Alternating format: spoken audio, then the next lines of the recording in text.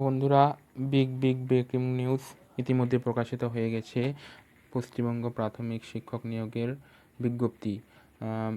এখানে বলা হয়েছে যে মোটামুটি 13,421টা পোস্টে ভ্যাকেন্সি দেওয়া হয়েছে, ফিল আপ করা হবে।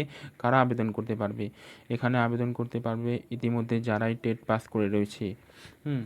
সেটা 2012 হতে পারে, 2017 হতে পারে, 2016 টেট হতে পারে, 2022, 2023, যে কোনো টেট, প্রাইমারি টেট পাস করে যারা রয়েছে এবং তার সাথে ডিএলএড যারা রয়েছে, অনলি ডিএলএড নট বিএড, ঠিক আছে, তারা সবাই এই ভ্যাকেন্সিতে আবেদন করতে পারবে।